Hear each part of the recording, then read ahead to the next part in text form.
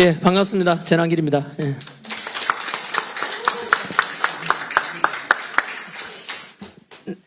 네. 먼저 좀 방송이 겹쳐가지고 좀 늦어서 죄송합니다.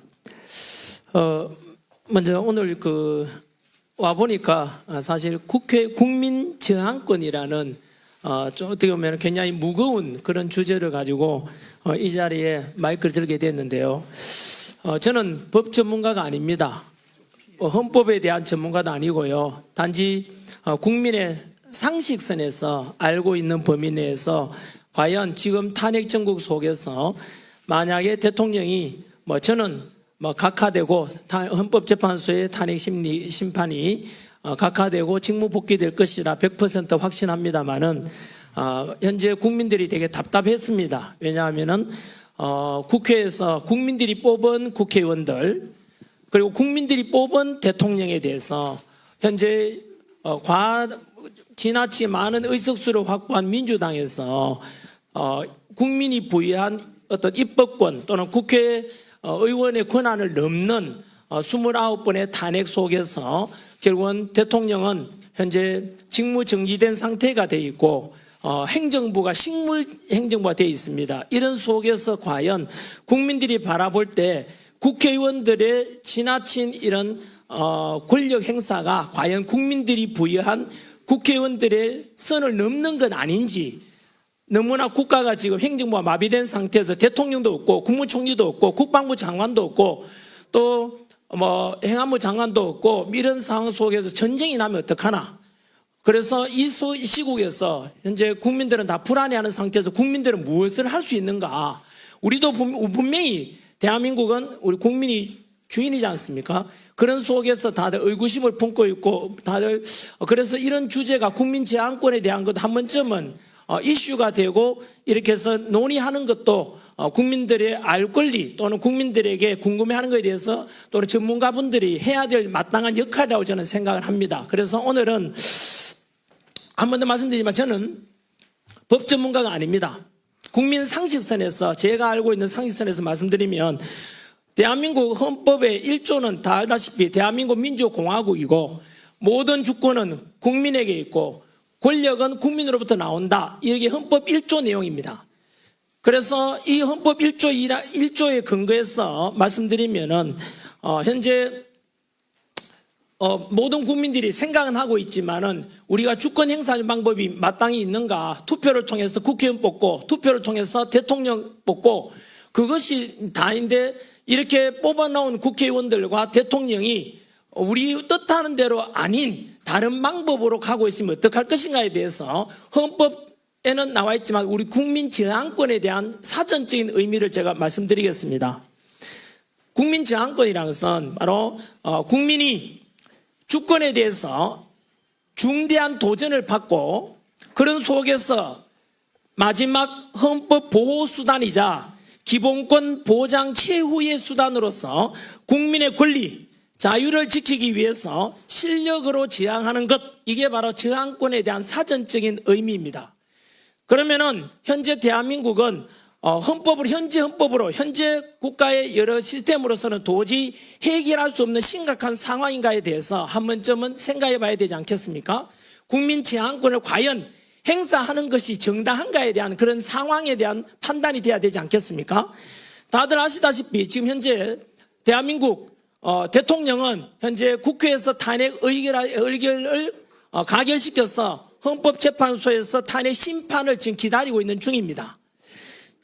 그리고 이 비상기업을 계기로 해서 일어난 이 현재 상황에 대해서 돌아보면은 왜 비상기업을 선포했는가 원인이기도 한데요. 국회 알다시피 다수 의석을 확보한 민주당에서는 무려 29번의 탄핵이 있었습니다. 그 29번의 탄핵을 알고 나면은 이거는 심각한 그냥 단순한 탄핵이 아닙니다. 심지어 감사원장을 탄핵했지 않습니까? 감사원장에 대한 탄핵 사유가 뭡니까? 바로 전 정부 문재인 정부 때 바로 우리 청와대 그 당시에 무슨 실장이었죠? 실장인데 정의용 실장에 대해서 안보실장이었죠.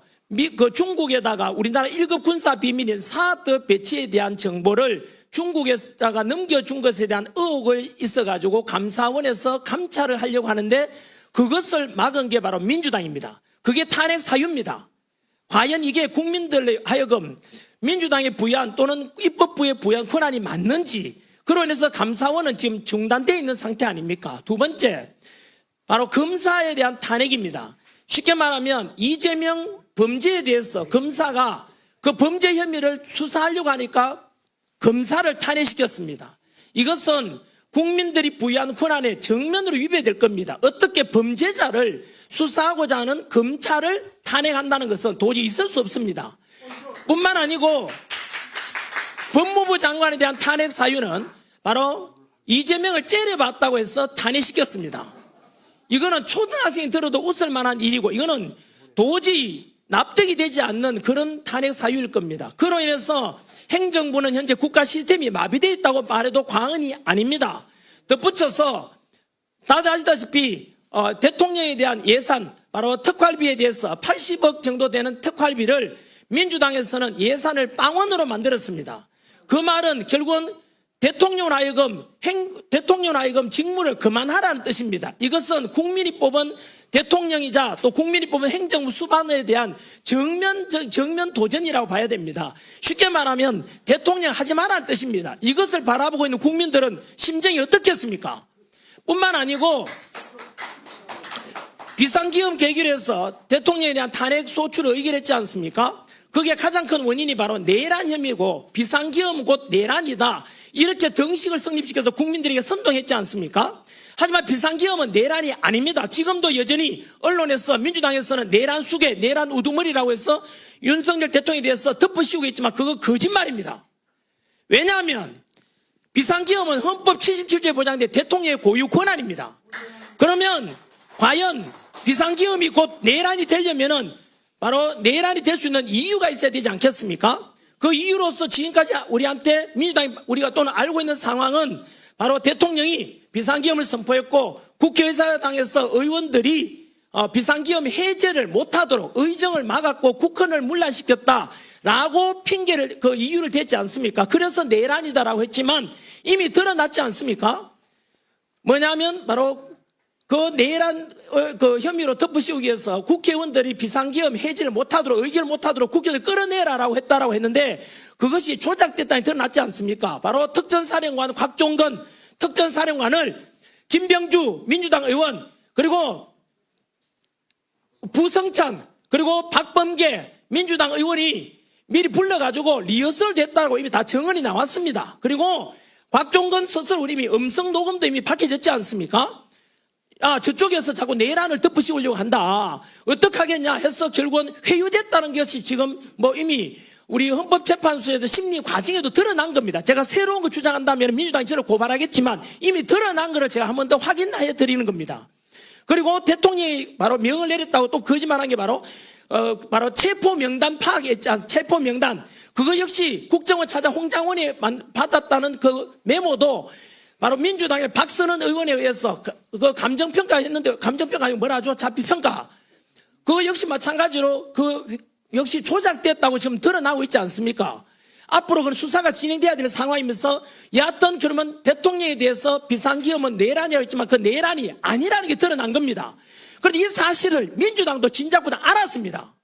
어떻게 알았냐면은 현직 대통령에 대한 탄핵 소추에 대한 이유는 두 가지밖에 없습니다. 외환 아니면 내란입니다. 그런데 내란 혐의가 아무래도 지금 드러났다시피 조작됐지 않습니까? 민주당에 의해서. 이거 엄청난 범죄입니다. 이거는 국헌문란입니다. 그런데 거기서 알았기 때문에 외환을 처음에 덮어씌우려고 했던 거 기억나십니까? 비상기금 직후에 대통령에 대해 외환 덮어씌우려고 윤석열 대통령이 북한에다가 풍선을 보내든지 그다음 드론을 보낸 데 있어 북한에다가 외부에서 환란을 일으키고자 했다라고 민주당이 주장했지 않습니까? 민주당 다 들었지 않습니까? 근데 왜 지금 조용하죠? 거짓말 했다니 드러났지 않습니까? 외환죄 어쨌든 거짓말로 드러났죠? 내란 혐의도 지금 거짓말로 드러나고 있고 그것을 최단길의 주장만 아니고 바로 지난주에 있었던 3월 7일 금요일 날 바로 현재 구치소에 구속되어 있던 윤석열 대통령에 대해서 바로 즉시 석방하라라는 서울중앙지법의 지기현 판사의 판결문에 보시면 뭐라고 나와 있는지 아십니까? 석방 사유. 민주당에서는 또 거짓말하고 있죠. 뭐라고 했냐면은 그 석방 사유는 구속 기간에 대해서 날짜로 하느냐 시간으로 하느냐에 대해서 오차 때문에 단지 구속 사유가 없었을 뿐인데, 그래서 곧 진행될 대통령의 헌법재판소의 탄핵 심판에 영향을 미치지 않는다라고 이야기했지만 그렇지 않습니다. 그 지기현 판사의 판결문에 보시면, 대통령 석방에 대한 사유에 보시면 첫 번째가 말씀드린 대로 대통령 구속에 대한 시간에 대해서 날짜가 아니라 시간이었는데 그 오차도 있었고, 두 번째 뭐 나왔는지 아십니까? 대통령에 대해서 체포와 구속을 주도하는 게 공수처입니다. 그 공수처에서 불법으로 수사했고 체포했고 구속했다라고 그게 나와 있습니다. 따라서 지기현 판사의 판결문에 의하면 대통령의 모든 체포와 구속도 결국은 불법이었다는 뜻입니다. 그리고 그 밑에 또 뭐 나오는지 아십니까? 세 번째 석방 사유에 보시면은 바로 내란죄에 대해서 불분명하다고 분명히 나와 있습니다. 따라서 당연히 곧 있게 될 헌법재판소의 재판관들 또한 그 형법의 내란죄에 관한 것을 분명히 영향을 받을 것입니다. 안 받을 수가 없습니다. 그래서 결국은 대통령 석방하라라는 명을 내렸는데요. 결론 돌아가 보면은 비상기업은 곧 내란이다, 내란숙이라고 지금 여기에 계신 언론들도 똑같이 보도하고 있지 않습니까? 그게 내란이라 증거 어디 있습니까? 반박해 보시라고요. 없지 않습니까? 이미 내란의 죄를 덮어씌우려 아까 말씀드린 대로 그렇게 했지만은 민주당에서 곽종건 우리 특전사령관을 회유했는 것이 드러났지 않습니까? 그리고 홍장원의 메모 역시 마찬가지로 훼손되었다고 결국은 헌법재판소 심리관이 드러났지 않습니까? 결국은 대통령에 대해서는 이처럼 내란에 관한 것도 불분명합니다.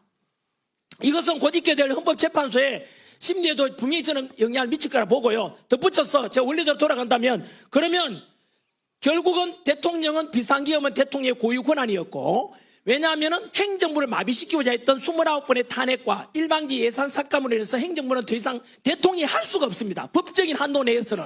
그래서 피차 어쩔 수 없이 대국민 호소용으로서 비상기업을 헌법 77조에 보장된 대로 비상기업을 선포했고, 헌법에 보장된 대로 2시간 만에 국회에서는 탄핵 대해서 비상기업을 해제 의결했고, 6시간 만에 윤석열 대통령께서는 직접 국회 의결에 따라서 비상기업 해제했습니다. 모두가 헌법에 따른 것이었습니다.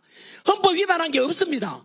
그렇다면은 이제는 돌아봐야 되죠. 누가 과연 내란을 일으키고자 했는지, 누가 국가 시스템을 망가뜨렸는지, 그건 민주당의 짓인 겁니다. 내란에 대한 이것을 조작하거나 했다는 것은 이건 어마어마한 두고 이것은 향후에 엄청난 파장이 됩니다. 이거는 있을 수 없는 짓을 한 것입니다. 감히 대통령에 대해서 내란 혐의를 덮으시려고 했다고, 조작하려고 했다고, 이건 있을 수 없는 짓을 범죄를 저질렀다고 저는 생각합니다. 여하튼 거기에 근거해서 결국은 행정부는 마비되고, 이런 속에서 국민이 할 수 있는 건 무엇이겠습니까? 국민이 할 수 있는 건 뭐겠습니까? 국회의원에게 부여한 우리의 권한을 넘어서 지금 행정부를 마비시켰지 않습니까? 현재 국회의원들 우리가 소환할 수 있는 소환제도 없지 않습니까? 그러면 할 수 있는 게 뭐겠습니까? 결국은 국민의 저항권밖에 없다고 저는 생각합니다. 여러분 박수 부탁드립니다. 아까 말씀드린 대로 이 국민 저항권은 좀 듣기에는 공포감을 주지만은 이것은 바로 현재 국회에서 했던 금방 말씀드린 그런 사례들을 들어볼 때 우리는 민주공화국의 주인은 국민입니다. 우리가 주인입니다. 우리 국민이 할 수 있는 권한을 행사해야 대한 정당한 권리 행사입니다. 그래서 마지막 우리의 자유를 보장받고자, 마지막 우리 기본권을 보장받고자 저는 저항할 수 있다고 저는 생각을 합니다. 그래서 어쨌든 이것은 이제 곧 있게 될 헌법재판소의 재판 심리 결정에 따라서 좀 달라질 수 있지 않겠습니까? 그래서 지난주에 있었던 서울중앙지법의 지기현 판사의 분명한 대통령 석방에 대한 결정문에 나와 있듯이 첫 번째는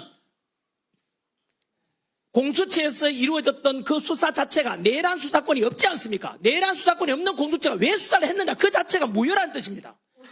체포도 무효고 따라서 구속도 무효라 이 뜻입니다.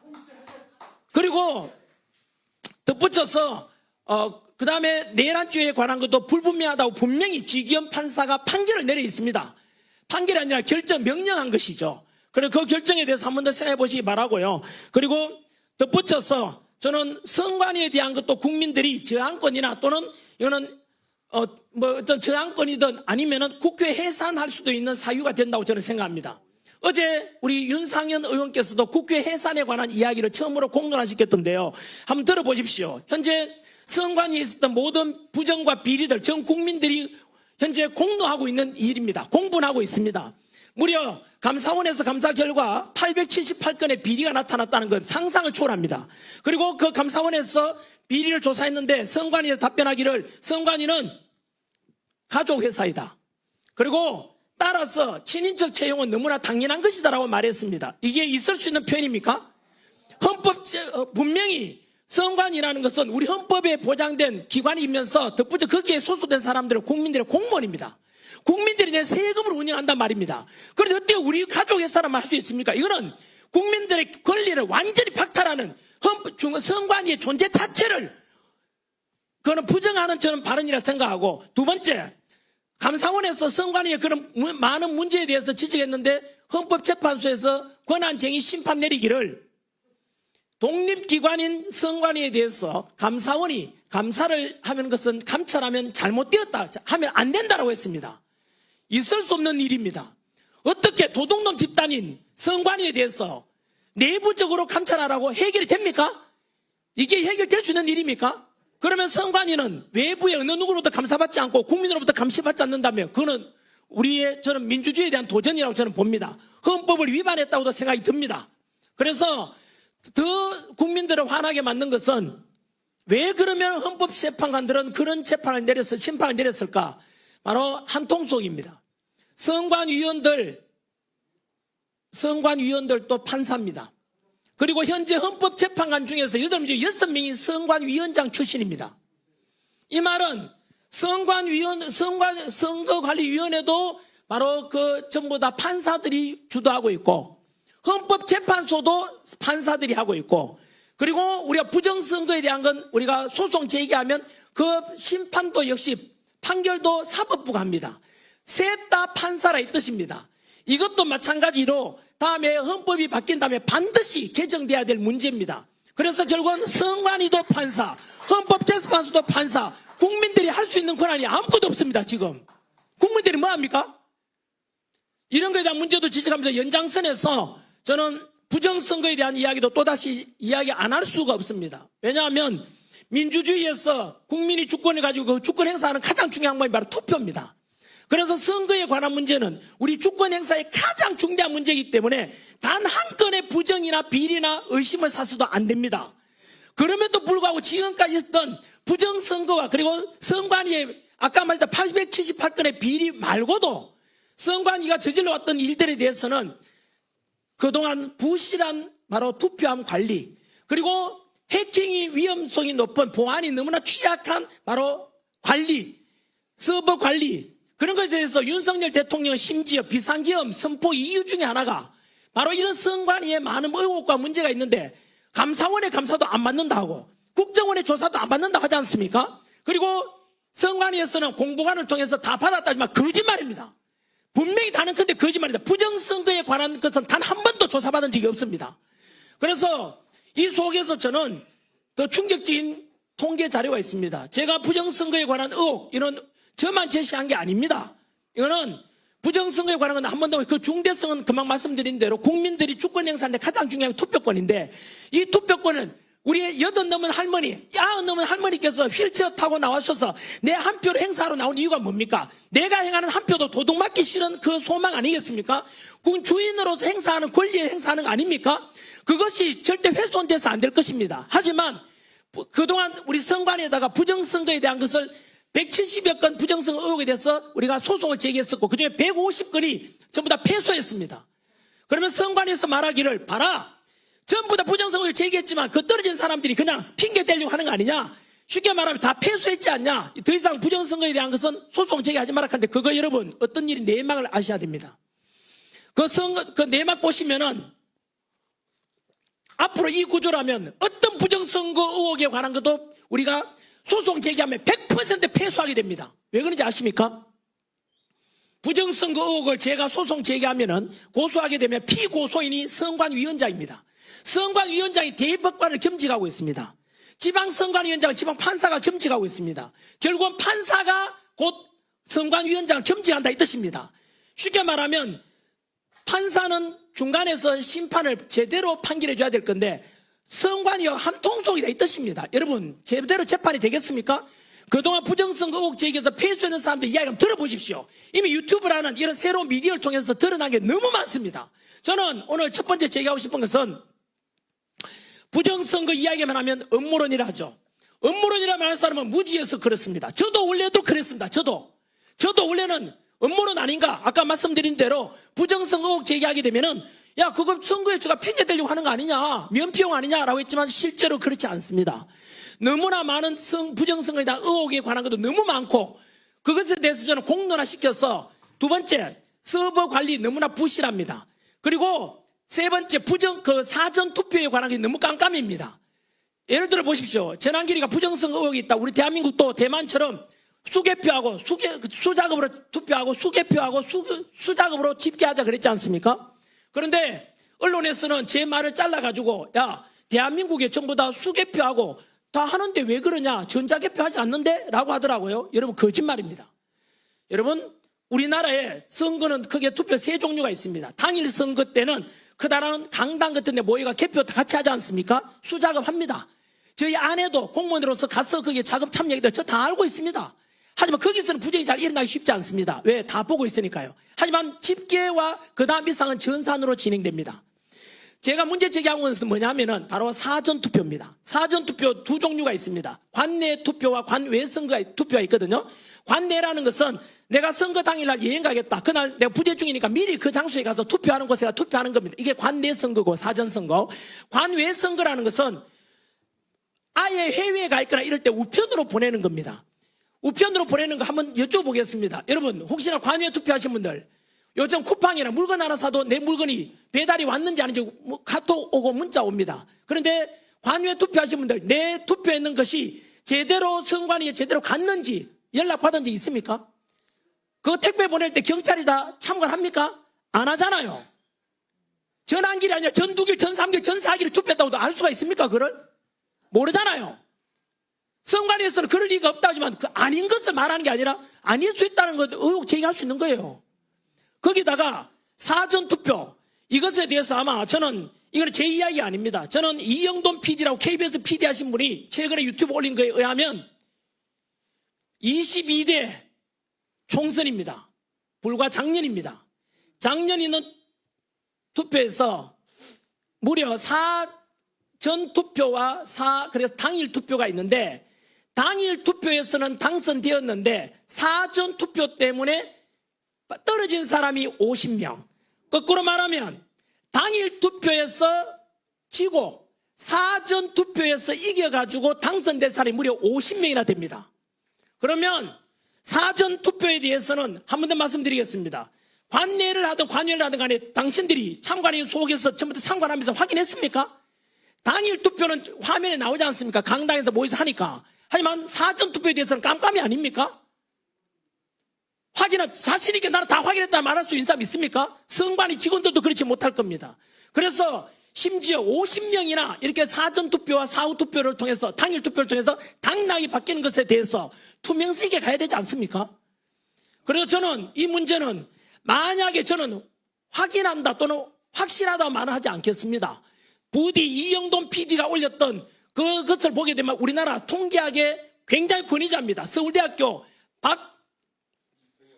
박성현 교수님이 통계학 그쪽이 굉장히 권위자인데 그분이 말씀하시기를 사전 투표에서 득표수 전산화된 걸 보는데 이것은 신이 개입하지 않으면 나올 수 없는 통계라고 말했습니다. 한 번 더 말씀드릴게요. 사전 투표에 대해서 득표수 통계 자료를 보니까 신이 개입하지 않으면 이루어질 수 없는 통계 자료가 나왔다고 말했습니다. 이거는 통계학 전문 교수님의 표현입니다. 단순히 우리가 음모론이라 하는 사람들 그걸 끝까지 주장하는 사람은 무식하거나 듣고자 하는 사람일 겁니다. 저는 단호히 말씀드립니다. 그래서 저는 이 부정선거에 관한 것은 어제 윤상현 의원께서 우리가 국회 해산해야 된다는 그런 말씀 하시던데 저 역시 마찬가지 이것이 사실이라면 이거는 국회 해산의 사유도 된다고 생각합니다. 박수 한번 주세요. 박수 한번 주세요. 정리하겠습니다. 선관위에 대해서 부정선거에 관해서 많은 언론들 보고 계십니다만은 저는 분명히 제안했습니다. 현재 우리나라는 선관위, 보시다시피 선관위 누가 믿습니까, 지금? 깜깜이로서 자기 가족의 가족 등여와 이게 말이 됩니까, 이게? 감사도 받지 하지 않습니까? 이런 선관위가 하는 일들에 대해서 우리가 신뢰할 수 있습니까? 없지 않습니까? 그리고 전환길이가 선관위를 비판했습니다. 전환길이가 선관위 비판했는데 민주당이 전환길을 고발했습니다. 민주당이 답변하셔야죠. 전환길이가 민주당 비판하는 게 아니라 선관위 비판했는데 왜 민주당이 저를 고발합니까? 이유를 말해야죠. 공범이란 뜻이지 않습니까? 덧붙여서 국민의힘에서 사전선거 없애자, 우리 다시 선거에 대해서 우리 선거 제도에도 개선하자라고 법률안을 제시했는데 민주당은 답변하셔야죠. 이대로 듣고 갈 것입니까? 여러분, 이거는 국민이든 선관위 직원이든 여당이든 야당이든 향후 우리가 공정한 투표를 위해서는 어느 누구를 막론하고 우리가 문제 있으면 부실하면 안 되지 않습니까? 다음에 대선하든 총선하든 지방선거를 하든 간에 다 공개적으로 하고 보다 신뢰 있는 선거제도를 개선해야 되지 않습니까? 이걸 듣고 가자 한다면 그 듣고 하자는 그 당은 그 사람은 범인입니다. 부정선거 저지했다는 뜻이지 않습니까? 이렇게 부실 의혹이 많은데 왜 개선하지 않습니까?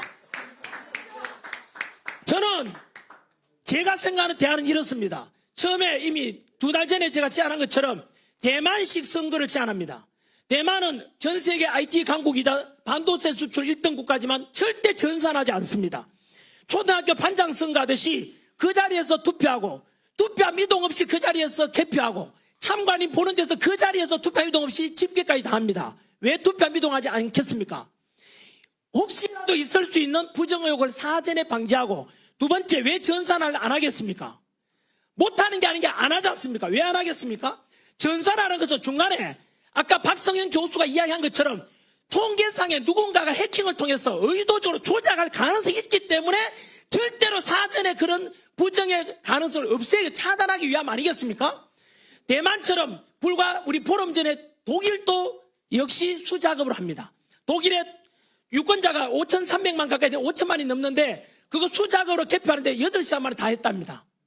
여러분, 독일도 역시 선진국인데 왜 그만 전산화하지 않겠습니까? 바로 이겁니다. 민주주의의 근간은 선거고 그 주권 행사는 가장 중요한 말이 바로 투표, 선거인데 그 선거만큼은 가장 공정하고 가장 국민들의 설득력 있는 쪽으로 가야 되지 않습니까? 따라서 우리는 다음에 어떤 선거가 있더라도 그 되기 전에 저는 절대로 전산하지 말고 우리 국민들 기다릴 수 있지 않습니까? 그냥 수개표 그 자리에서 반장 선거하듯이 그렇게 하자는 것을 제안하고 우리가 사전투표에 대해서 보십시오. TV 보다 보면 A 후보, B 후보, 유력 또는 뭐 이렇게 나오지 않습니까? 근데 한참 개표하다가 사전투표 통계가 탁 나오잖아요. 그 사전투표 통계 자료 본 사람 있습니까? 모르잖아요. 그냥 TV에 나오는 걸 받아들이잖아요. 그래서 아까 이영돈 PD가 지적한 대로 이거는 어마어마한 사건입니다. 그분이 단순히 우기는 게 아니라 통계 자료를 가지고 밝히고 있습니다. 통계를 해보니까 당일 투표에서 떨어졌던 사람이 사전 투표를 통해서 합산해보니까 당선으로 바뀐 사람이 50명이라 돼요. 50명.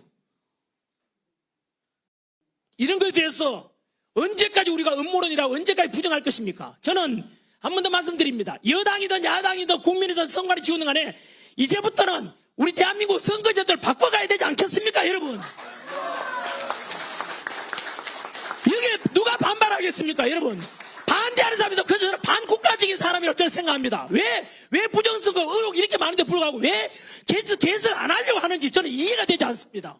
저는 대만식 이런 오직 투표만큼만은 그래서 80 넘은 할머니께서 100세 넘은 할머니께서 휠체어 나와서 그 한 표 행사하는 것을 절대로 도둑맞지 않도록 해야 될 겁니다. 경기도 파주 지역에 진동면이가 얻은 면에 있어 검색하면 나옵니다. 파주에서 21대 총선에서 거기에서 유권자 수보다 득표수가 더 많이 나온 사람도 있습니다. 여러분 이게 뭔지 아십니까? 옛날 3.15 부정선거와 비슷합니다. 유권자 수보다 득표수가 더 많고 100세 입은 넘은 사람이 그렇게 많이 나왔습니다. 왜 우리가 묵인합니까? 여러분 이거는 증거입니다. 증거. 이게 무슨 음모론입니까? 한 번 더 말해 음모론이라 주장하는 사람은 무식하거나 애써서 외면하려는 둘 중에 하나일 겁니다. 저는 국민들이 다 알기를 바랍니다. 저는 진실을 알리고 싶습니다. 여하튼 이야기가 좀 길어서 죄송합니다만은 첫 번째 드린 말씀은 국민 제한권 차원에서 과연 지금 우리 국민이 부여한 국회의원들의 권한을 넘어서 행정부를 마비시키고자 하는 29번의 탄핵, 그 탄핵 속에는 국가 시스템을 중단시키고 대통령 특활비를 빵원 만들었다는 것은 아예 대통령 직무를 못하게 하는 것입니다. 그것은 국민이 국회의원에 부여한 권한이 아닙니다. 그것은 국민이 뽑은 윤석열 대통령에 대해서 마찬가지로 그것은 국가 시스템을 국민에 대한 주권에 대한 정면 도전이라고 저는 생각합니다. 한 번 더, 현재 윤석열 대통령 비상기업이 곧 내란은 아닙니다. 절대로 될 수가 없습니다. 그거는. 여기 언론인들께 묻겠습니다. 우리 중학교 때 배운 사회 지식을 활용하면은 중학교 때 이렇게 배웠습니다. 어떤 범죄에 대해서 형으로 확정되지 않을 때까지는 무죄 추정의 원칙이 있다고 들었습니다. 이미 이재명 야당 대표는 이미 여러 범죄에 연루돼가 있고 현재 대북 송금에 관한 것, 북한에 돈 보내준 거 이거는 유엔 제재 위반이고 미국의 독자적인 제재 대상이 됩니다. 여러분, 하지만 우리 이재명에 대해서 우리가 범죄자 이런 말 잘 안 하지 않습니까? 왜요? 아직은 재판에 2심이 앞두고 있기 때문에 확정되지 않아서 말하지 않습니다. 그에 비하면 윤석열 대통령 아직 1심도 판단하지 않았습니다. 그런데 왜 내란이랍니까? 거짓말 아닙니까? 거짓말이지 않습니까? 그렇게 내란이라고 내란 속이라고 우두머리라고 보도하는 언론사가 있다면 그건 민주당 끄라뿌립니다. 왜요? 민주당 똑같은 말 하지 않습니까? 그건 거짓말로 국민을 선동하는 것입니다. 다시는 언론에서 민주당도 마찬가지 내란이라는 말을 쓰면 하면 안 되는 것입니다. 덧붙여서 현재 윤석열 대통령은 서울중앙지법의 지기현 판사께서 분명히 판결했습니다. 분명히 판결이 아니라 분명히 명령 결정을 했습니다. 이거는 공수처에서 수사권 넘는 공수처가 체포하고 영장 그리고 또 우리 구속한 것은 잘못됐다고 이야기했습니다. 내란에 관한 것도 아직 확정되지 않았다고 분명히 이야기했습니다. 반면에 민주당이 윤석열 대통령에 대해서 내란 외환죄를 덮으시고자 했던 그 북한을 동원한 외환죄 덮으시고자 것도 거짓말로 드러났습니다. 또한 내란죄 덮으시고자 하는 것도 아까 말씀드린 대로 민주당 의원들이 박종건 특전사령관을 이렇게 회유해가지고 역시 말에 이거 조작될 가능성이 크다고 이미 헌법재판소에서 심리과정에서 나왔고 또 홍장원 국정원 차장이 메모했는 것도 마찬가지로 박선원의 국회의원 민주당 박선원 의원하고 필적이 비슷하다는 이야기도 이미 많이 나왔습니다. 이런 속에서 윤석열 대통령에서 외란죄 덮으시는 것도 거짓으로 끝났고 내란죄 덮으시는 것도 역시 지금 허구가 드러나고 있는 것입니다. 모든 국민들은 알아가고 있습니다. 이 속에서 정리드리면은 과연 이런 속에서 우리가 국회를 국민 입장에서 우리 주권을 가지고 있는 국민인데 국회의원들이 이렇게 마구잡이로 탄핵하고 그것도 국민 세금을 하지 않습니까? 이런 것을 과연 국민들이 허용을 해야 될지에 대해서 저항권에 대해서 한 번쯤 논의해야 한다고 생각하고 끝으로 선관위에 수많은 부정과 비리가 있고 그리고 바로 통합선거임명부도 오픈하자 해도 안 하지 않습니까? 이런 의혹에 대해서 우리는 부정성에 관해서 단순한 음모론이 아니라 바로 아까 이영돈 PD가 유튜브에 가면 있습니다. 통계 자료를 가지고 밝히고 있습니다. 서울대학교 박성현 교수의 통계에 근거하면은 사전 투표에 대해서 통계가 이렇게 나올 가능성은 시내 개입이 있어야만 나올 수 있다고 이야기했습니다. 그런 속에서 우리가 그렇게 해서 만약에 그 이영돈 PD 통계에 의하면은 떨어질 뻔했던 국회의원이 사전 투표에서 많은 표를 얻어가지고 50명이 당선됐을 수 있다. 쉽게 말하면 50명의 당락이 바뀔 수 있다. 이런 주장이 있습니다. 국민들이 알고 난 뒤에 판단했으면 좋겠습니다. 그것이 만약에 사실로 드러난다면 22대 총선은 무효가 됩니다. 무효가 되기 때문에 조기 총선을 해야 된다 이 뜻입니다. 이거는 국민들이 알아야 된다고 저는 생각해서 강력히 주장합니다. 저는 이상으로서 이거는 제가 법 전문가도 아니고 국민의 상식선에서 말씀드렸습니다. 혹시나 표현이 좀 과격하거나 또는 비법적인 이런 표현이 있더라도 양해 좀 해주시기 바랍니다. 감사합니다. 자, 여러분 잠깐.